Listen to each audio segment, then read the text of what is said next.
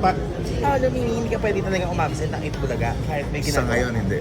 Sa ngayon, naniniwala. poste siya Medyo dun ano eh. siya Well, hanggat maaari kasi, di ba, kumbaga, nag-establish ka pa eh. Di ba, nag-establish ka ng show. So hanggat kaya mong hindi mag-absent, hindi ka mag-absent. So hanggat kaya pag gano'n, lagari. Thankful ako sa Mavex kasi nga, alam nila yung deal na yon, so ginagawa naman lagi ng paraan. Kaya yung Sundays, yun lang yung buong araw ko na nabibigay. Parang hindi makakatayong Itbulaga pag wala ka dun eh. No? Hindi naman. Ikaw talaga yung poste eh.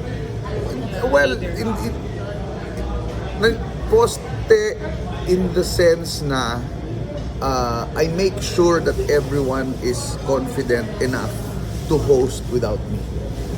Naniniwala ako doon na hindi pwedeng ang thinking ng mga ninakasi, ni Mavi, ng mga co-host natin, uy, pag wala si Pao, pag wala si Yorme, mahirap. Hindi.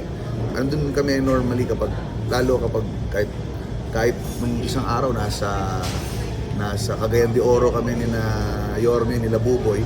So sa studio, sila yung natira. You know, I watch them, I make sure na nagkakaroon kami ng usapan kung ano yung mali, kung ano yung tama. Kasi nandun pa lang kami sa stage na yan. So, kailangan lang, kuya nila ako eh. Ang hierarchy namin, kuya ko si Yorme, ako kuya nila. Alam mo yun, ha? So, maganda yung bigayan ng energy.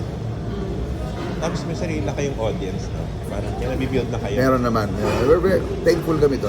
Parang hupa na yung ingay, hindi na ganun kaingay. Yes, never naman siyang mawawala. Oo, Tingin pero ko. at least hindi na. Pero thankful ako na yung, kumaga, unti-unti nang natatanggap. Alam naman namin na mahirap.